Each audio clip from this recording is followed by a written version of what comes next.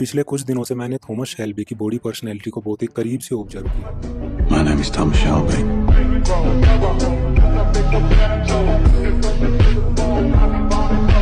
We don't smoke in here. Well, I fucking do.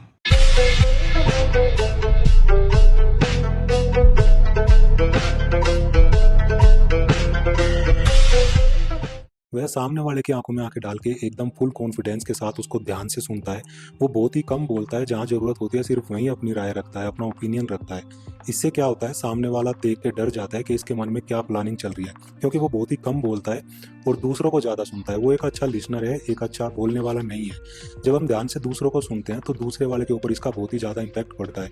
दूसरी और बड़ी क्वालिटी जो थॉमस शेल्बी के अंदर है, वो एकदम ढीले ढाले नहीं चलता, वो बहुत ही फुल कॉन्फिडेंस के साथ चलता है। तीसरी और जो सबसे बड़ी क्वालिटी थॉमस शेल्बी के अंदर है, वो एकदम फुल्ली कॉन्फिडेंट रहता है। वो एक जगह अपनी राय नहीं रखता, वो बहुत ही ज़्यादा नहीं बोलता, वो बहुत ही कम बोलता है, लेकिन ऐसा बोलता है कि लोग ध्यान से उसको सुनते हैं। और जब वो बोलता है तो लोगों के ऊपर एक इफेक्ट पड़ता है, क्योंकि वो हर चीज़ में अपनी राय नहीं रखता, हर चीज़ के ऊपर अपना ओपिनियन नहीं देता, इसलिए उसके ओपिनियन की, उसकी बातों की एक अहमियत लोगों के दिमाग में घर कर जाती है। तो दोस्तों, इस वीडियो में मैं आप लोगों को बताऊंगा साइलेंस की क्या पावर होती है, आपको कहाँ कितना बोलना चाहिए और उससे आपकी बॉडी कैसे ग्रो कर सकती है, कैसे आपकी बॉडी पर्सनैलिटी डेवलप हो सकती है, जिससे सामने वाले के ऊपर आपका एक अलग इफेक्ट पड़े और सामने वाले की नज़र में आपकी वैल्यू बने, ना कि सामने वाले की नज़र में आप एक बिल्कुल बेवकूफ़ और फालतू इंसान बन के रह जाओ। तो इस वीडियो को शुरू करते हैं। अब असली खेल शुरू होता है। अगर तुम सोचते हो कि बोलने से रेस्पेक्ट मिलेगी, तो ये चैप्टर तुम्हारा दिमाग हिला के रख देगा।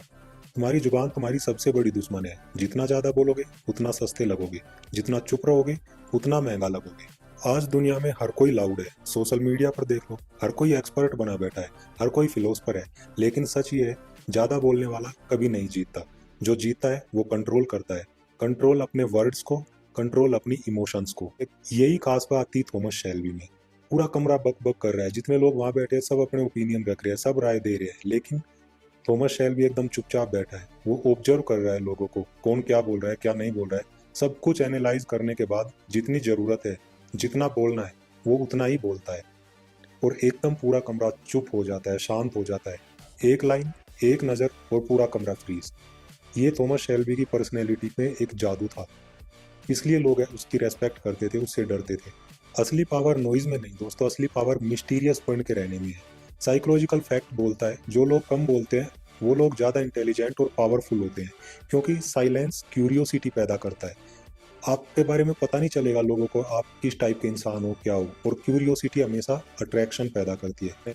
तो आज से आपको क्या करना है, अपनी जुबान पे ताला लगाना है, हमेशा मिस्टीरियस बन के रहना है। लाउड लोग कभी भी किंग नहीं बनते, लाउड लोग हमेशा चीफ लगते हैं। आज मैं तुम्हें एक चैलेंज देता हूँ। इनफैक्ट हर एक चैप्टर के बाद मैं एक छोटा छोटा चैलेंज आप लोगों को दूंगा। अगर आप उस चैलेंज को पूरा करोगे तो एक टाइम के बाद आप देखोगे आपकी पर्सनैलिटी के अंदर एक चेंज आपको दिख रहा है, लोग आपको नोटिस कर रहे हैं, लोग सुनना चाहते हैं आपको। तो पहला चैलेंज आपका ये है, सिर्फ एक दिन सुनने की प्रैक्टिस करो, जितना हो सके कम बोलो और देखो दुनिया आपको कैसे नोटिस करती है। आपको बस ये एक प्रैक्टिस करनी है। तो पिछले चैप्टर में तुमने सीखा साइलेंस में कितनी पावर होती है। अब मैं इस चैप्टर में आप लोगों को सिखाऊंगा एक्सप्लेन करने की आदत कैसे तुम्हें कमजोर बना देती है। I understand your concerns, but please allow me to clarify the situation from my perspective. It was never my intention. तुम हर किसी को एक्सप्लेन करने में बिजी हो और यही तुम्हें लूजर बना रहा है। ग्रेटनेस एक्सप्लेन करने से नहीं, एक्शन से आती है। तुम हर किसी को एक्सप्लेन करते रहोगे अपने बारे में, लोग तुम्हें चीप समझेंगे।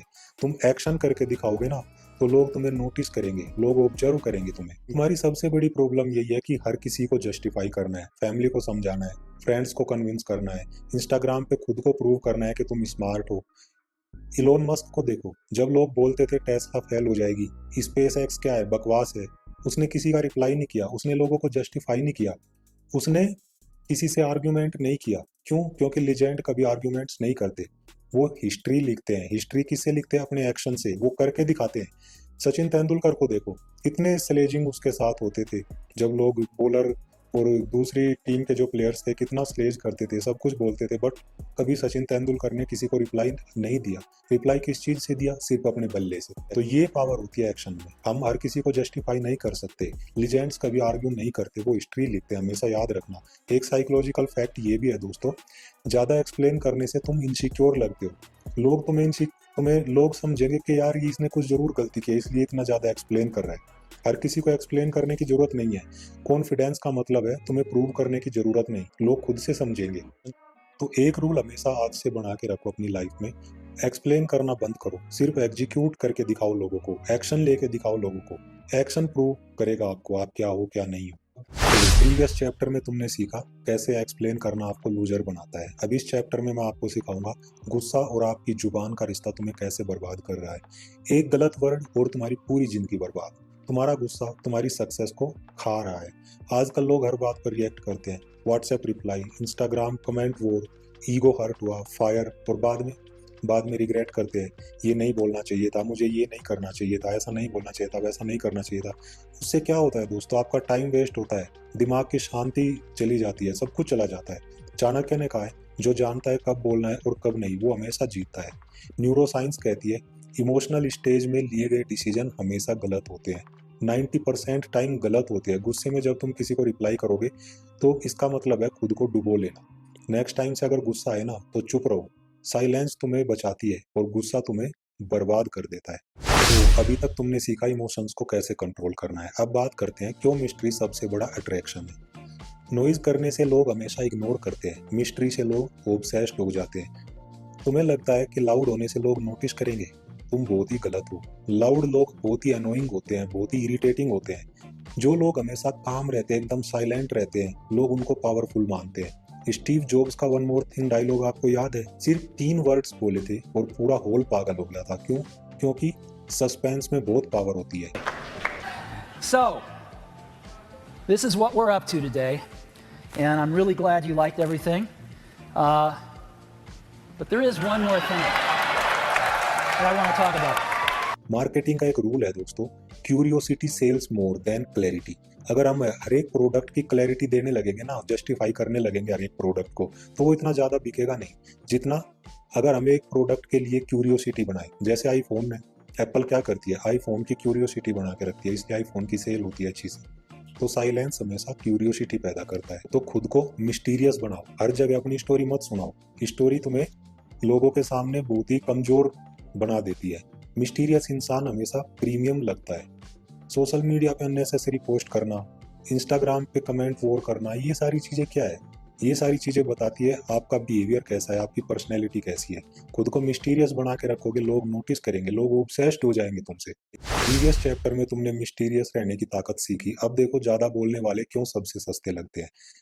ज़्यादा बोलने वाले स्मार्ट नहीं लगते, एकदम चीफ लगते हैं। तुम्हें लगता है हर जगह राय देनी चाहिए, पॉलिटिक्स के ऊपर, क्रिकेट के ऊपर, मूवीज के ऊपर। रियलिटी ये है लोग तुम्हें एक्सपर्ट नहीं समझते, क्लोन समझते हैं लोग तुम्हें। ग्रेट लीडर्स हमेशा कम बोलते हैं, ज़्यादा सुनते हैं। जो हर जगह बोलते हैं उनकी बात की कोई वैल्यू नहीं। हार्वर्ड की स्टडी बताती है दोस्तों, ज़्यादा बोलने वाले लो स्टेटस समझे जाते हैं और साइलेंट रहने वाले एकदम कॉन्फिडेंट समझे जाते हैं। Stop being a radio, start being mysterious. एक छोटी सी हैबिट को आप अपने अंदर बटा के रख लो।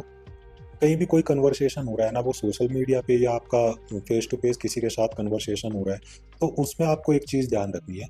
आप 70% टाइम सुनो, उसको सुनो सामने वाले को। सिर्फ आपको 30% टाइम बोलना है, वो भी तब जब टाइम हो, जब जरूरी हो, तभी आपको बोलना है। देखो सामने वाले के ऊपर क्या इफेक्ट पड़ता है तुम्हारा। खुद से तुम्हें समझ में आ जाएगा थोड़ी टाइम में, थोड़ी देर में, कि सामने वाले के ऊपर क्या इफेक्ट पड़ रहा है। पिछले चैप्टर में तुमने ओवर टॉकिंग के नुकसान सीखे। अब मैं तुम्हें बताता हूँ सुनना सबसे बड़ी ताकत क्यों है। जो बोलता है वो सीखता नहीं, और जो सुनता है वो हमेशा जीतता है। तुम हर बात पर बोल रहे हो, सामने वाला सब सुन रहा है, पावर उसी के पास है। किसी बड़े आदमी ने कहा है every battle is won before it is fought. कैसे? ऑब्जर्वेशन से। साइकोलॉजिकल फैक्ट है दोस्तों, लिसनिंग रेयर स्किल है। रेयर स्किल हमेशा पावर देती है।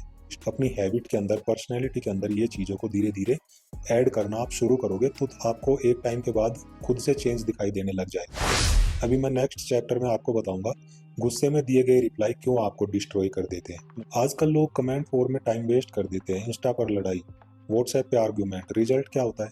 आपका टाइम वेस्ट हुआ, एनर्जी वेस्ट हुई, सक्सेस क्या हुई? जीरो। प्रोडक्टिविटी क्या हुई? जीरो। दिमाग की शांति आपकी चली जाती है। हमेशा याद रखना दोस्तों, ग्रेट माइंड्स हमेशा इग्नोर करते हैं, स्मॉल माइंड्स हमेशा रिप्लाई करते हैं।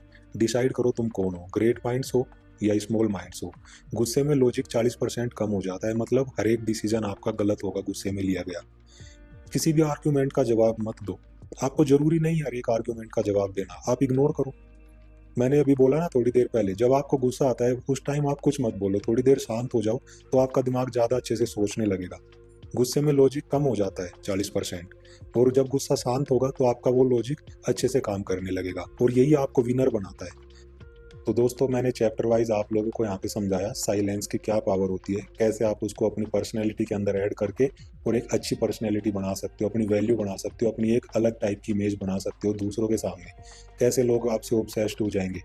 तो इन चीज़ों को आप प्रैक्टिकली यूज़ करके देखना, कभी एक एक छोटी छोटी चीज़ों को आप अप्लाई करके देखना अपनी पर्सनैलिटी के अंदर। फ़र्क आपको कुछ दिनों बाद धीरे धीरे दिखाई देना स्टार्ट हो जाएगा।